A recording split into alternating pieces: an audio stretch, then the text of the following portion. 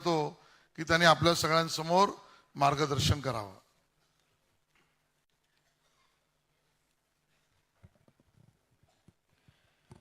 व्यासपीठावर उपस्थित आशिषजींनी नामोल्लेख केलेले सर्व व्यासपीठावरील सन्माननीय मान्यवर, व्यासपीठाच्या समोर असलेले महायुतीचे सर्व आमदार, खासदार, मंत्री, सर्व पदाधिकारी आणि मोठ्या संख्येने उपस्थित बंधू आणि भगिनींनो, सर्वप्रथम आपल्या सगळ्यांच्या वतीनं 2 वर्ष यशस्वीरित्या पार पडल्याबद्दल माननीय मुख्यमंत्री एकनाथ शिंदे साहेब, देवेंद्रजी आणि अजितदादांचं मी मनपूर्वक अभिनंदन करतो. आणि या तिघांच्या नेतृत्वाखाली महाराष्ट्र सरकारनं जे काही निर्णय घेतलेत, या निर्णयातून आपण संघटना कशी उभी करू शकतो या संदर्भातलं माझं छोटंसं मनोगत या ठिकाणी मी व्यक्त करणार आहे. मी आजचाच आपल्याला एक अनुभव सांगतो. आपल्या सरकारनं बजेटमध्ये विशेषतः अजितदादांनी एक योजना घोषित केली. त्या योजनेचं नाव आहे मुख्यमंत्री लाडकी बहीण योजना. काल सकाळी विधिमंडळाचं अधिवेशन चालू असताना मी स्वतः जिल्ह्याचा, रत्नागिरी जिल्ह्याचा पालकमंत्री म्हणून एक आवाहन केलं महिला भगिनींना आणि जिल्हाधिकाऱ्यांना सूचना केली की रत्नागिरीच्या स्वातंत्र्यवीर विदा सावरकर नाट्यगृहामध्ये या कार्यक्रमाचा आपण शुभारंभ करूया. आपल्याला आश्चर्य वाटेल, काल सकाळी 11 वाजता सूचना केल्यानंतर आतापर्यंत, सकाळी 9 वाजल्यापासून आतापर्यंत 5300 महिला भगिनींचे फॉर्म भरून आपण रजिस्ट्रेशन करण्यामध्ये यशस्वी झालो. हे मी उदाहरण एवढ्यासाठीच देतोय, सरकारनं 2 वर्षामध्ये आणलेल्या ज्या योजना आहेत या सर्वसामान्य लोकांसाठी आहेत, सर्वसामान्य घटकांसाठी आहेत. फक्त या योजना जर आपण प्रामाणिकपणानं महायुतीमार्फत त्या घटकापर्यंत पोहोचवण्याचा प्रयत्न केला तर फार मोठी महायुतीची ताकद संपूर्ण महाराष्ट्रामध्ये उभी राहू शकते. एवढ्या ताकदीच्या योजना माननीय एकनाथ शिंदे साहेबांनी, देवेंद्रजी आणि अजितदादांनी आपल्याला या बजेटमध्ये दिलेल्या आहेत. या योजनेचं अजून एक वैशिष्ट्य आहे की सोशल मीडिया आपण मानतो, इलेक्ट्रॉनिक मीडियाला देखील मानतो, वर्तमानपत्रांना देखील आपण मानतो. परंतु ज्या दिवशी या योजनेची घोषणा झाली आणि या योजनेची अंमलबजावणी सुरू झाली, कुठच्याही मीडियाची आवश्यकता आपल्याला भासली नाही. हजारो महिला या योजनेचा लाभ घेण्यासाठी स्वतःहून सेतू केंद्रावर दाखल झालेल्या आहेत. आणि हे सगळं बघितल्यानंतर विरोधकांच्या स्वाभाविक आहे, पोटात गोळा उठणं, पोटसूळ उठणं, पायाखालची वाळू सरकणं हे स्वाभाविक आहे. मग काही लोकांनी टीका केली की फॉर्मवर नरेंद्र मोदी साहेबांचा फोटो कशासाठी आहे, फॉर्मवर एकनाथ शिंदे साहेबांचा फोटो कशासाठी आहे, फॉर्मवर देवेंद्रजींचा फोटो कशासाठी आहे, अजितदादांचा फोटो कशासाठी आहे. या अनेक शंका काही लोकांनी निर्माण केल्या आणि सुरुवातीला त्यांना असं वाटलं होतं की ही योजना फक्त राजकारण आणि मतदान समोर, डोळ्यासमोर ठेवून केलेली आहे. पण त्या योजनेमुळं महाराष्ट्रातला माहोल बदललाय हे आपल्या सगळ्यांना मान्य करावं लागेल.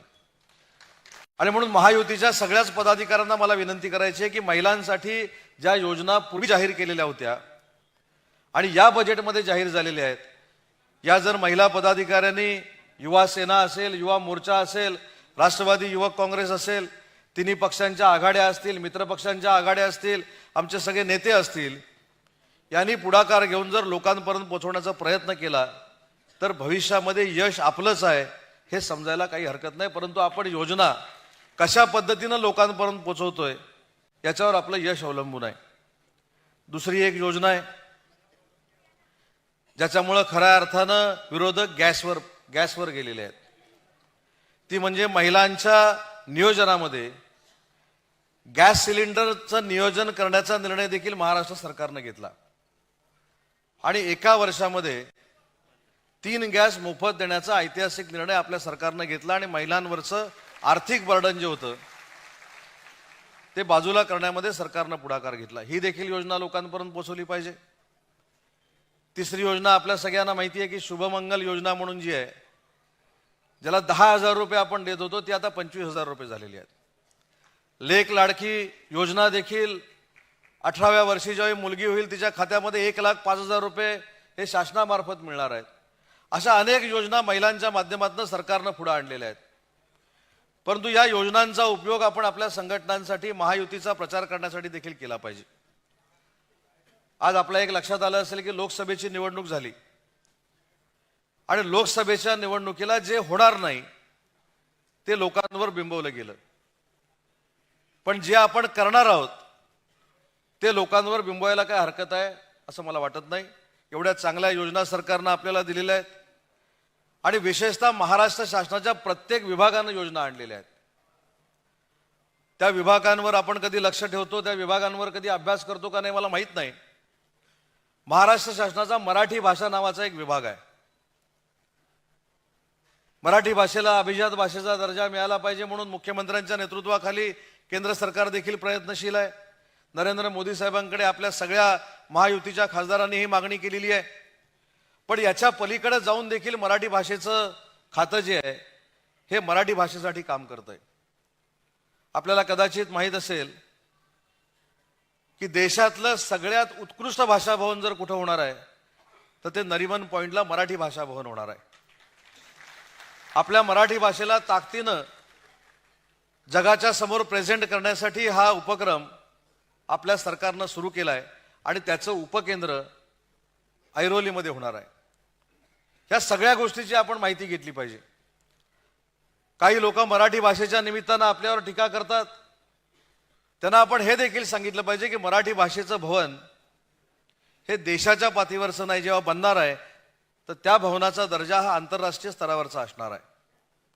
त्याच्यामुळं खातं आपल्याला मराठी भाषा वाटत असेल, पण ज्या महाराष्ट्राची मातृभाषा मराठी आहे तिला ताकदीनं जगाच्या पातळीवर पोहोचवण्याचं काम हे विभाग करतंय आणि त्याचा ऐतिहासिक निर्णय याच 3 नेत्यांच्या नेतृत्वाखाली भाषा भवनाचा आपण घेतलेला आहे.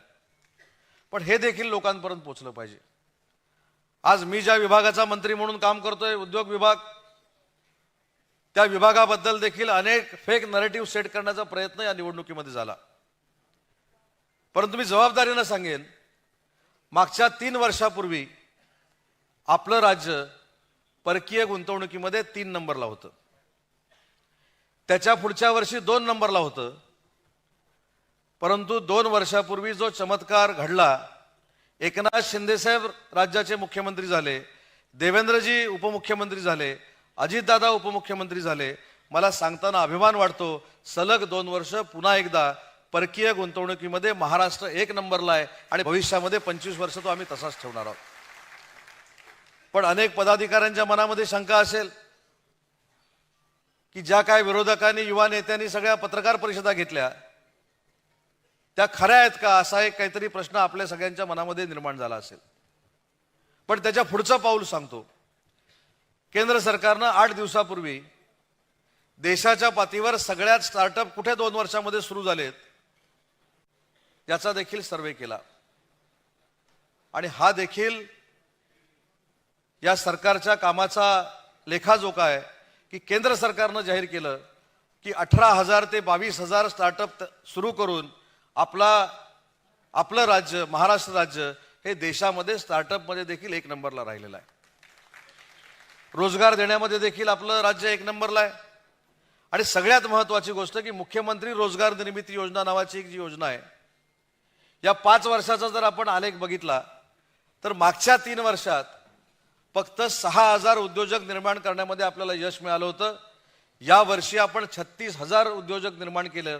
हे आपल्या सरकारचं काम आहे आणि हे काम आपण लोकांपर्यंत पोहोचवलं पाहिजे.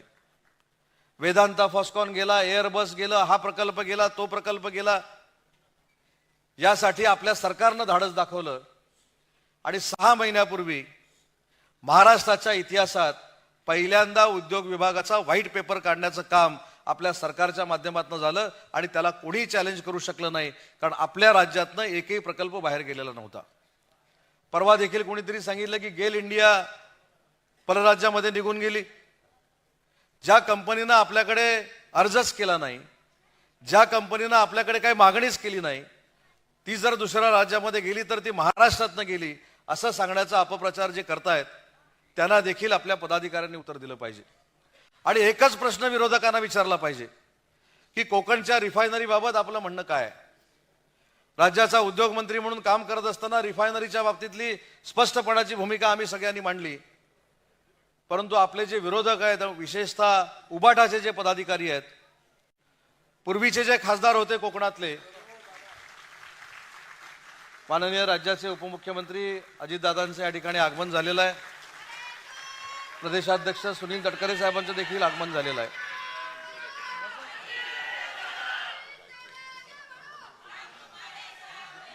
तर त्या रिफायनरी बाबतली उबाठाची भूमिका काय आहे. तर रत्नागिरी सिंधुदुर्गाचे माजी खासदार जे आहेत ते रिफायनरीला विरोध करत होते आणि राजापूरचे स्थानिक आमदार जे आहेत ते रिफायनरीचं समर्थन करत होते. त्याच्यामुळे प्रत्येक प्रकल्पामध्ये आपली नकारात्मक भूमिका ठेवायची आणि काही लोकांना सांगून सकारात्मक भूमिका ठेवायची. आणि प्रकल्प जर झाला तर तो आमच्यामुळे झाला आणि प्रकल्प जर गेला तर आमच्या आंदोलनामुळे गेला, अशा पद्धतीची भूमिका उबाटाची लोक मांडतात. त्यांना देखील आपण स्पष्ट पद्धतीनं उत्तर देण्याची गरज आहे आणि त्याच्यासाठी देखील पदाधिकाऱ्यांनी पुढाकार घेण्याची गरज आहे.